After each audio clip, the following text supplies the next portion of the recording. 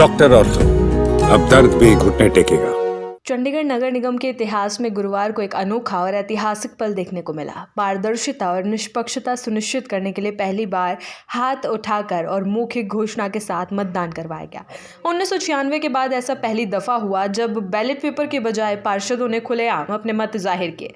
इस प्रक्रिया की कड़ी निगरानी पीठासीन अधिकारी रमनीक सिंह बेदी ने की, जिन्होंने सख्त मानक संचालन प्रक्रिया लागू पर पिछली बार के विवादों से सबक लिया। भारतीय जनता पार्टी के उम्मीदवार सौरव जोशी को 18 वोट हासिल हुए, जबकि आम आदमी पार्टी के योगेश ढिंगरा को 11, जबकि कांग्रेस के गुरप्रीत सिंह गब्बी को 7 वोट मिले। जादुई आंकड़े 19 के बावजूद त्रिकोणीय मुकाबले में सबसे अधिक वोट पाने वाले सौरव जोशी को मेयर पद पर विजेता घोषित किया गया। पिछले साल हुए नगर निगम चुनाव में पार्षदों के क्रॉस वोटिंग और कथित धांधली के आरोपों ने पूरे शहर को हिलाकर रख दिया था। उस समय बैलेट पेपर पर दाग और अन्य विवादों से सवाल उठे थे, जिसके बाद हाईकोर्ट तक मामला पहुंचा। इस बार प्रशासन ने कोई जोखिम नहीं लिया। सभी पार्षदों ने वोटिंग के बाद दस्तावेजों पर हस्ताक्षर किए, जिससे प्रक्रिया पूरी तरह पारदर्शी रही। कुल 36 पार्षदों में से बीजेपी के पास 15, आम आदमी पार्टी के पास 10 और कांग्रेस के पास 7 सीटें थी, जबकि 4 निर्दलीय पार्षद भी मैदान में थे। तीनों प्रमुख दलों ने गठबंधन ठुकराकर अकेले ही कमर तोड़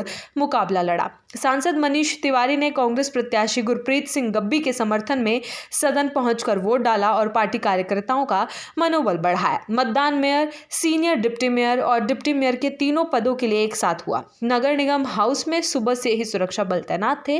पीठासीन अधिकारी रमनीक सिंह बेदी ने हर चरण में पार्षदों से नाम पुकार कर वोट मांगने की प्रक्रिया अपनाई। बीजेपी समर्थकों ने जोरदार नारेबाजी की तो आम आदमी पार्टी और कांग्रेस कार्यकर्ता भी पूरी ताकत झोंकते दिखे। नतीजे आने के बाद बीजेपी कार्यालय पर विजय जुलूस निकाला गया। सौरव जोशी ने जीत को पार्टी अध्यक्ष जेपी नड्डा और स्थानीय संगठन की एकजुटता का श्रेय दिया। उन्होंने कहा कि ये शहरवासियों की जीत है, जो अब विकास के नए दौर में कदम रखेगा। ये चुनाव चंडीगढ़ की राजनीति में नया अध्याय जोड़ता है।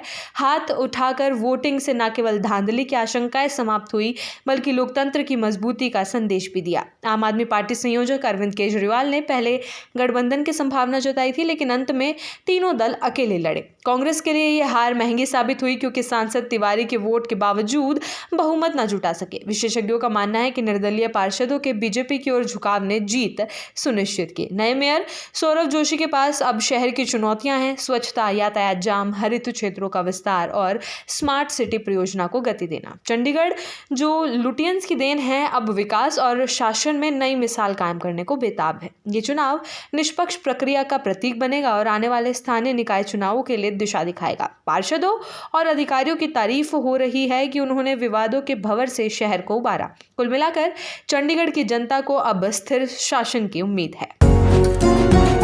डॉक्टर ऑर्थो, अब दर्द भी घुटने टेकेगा।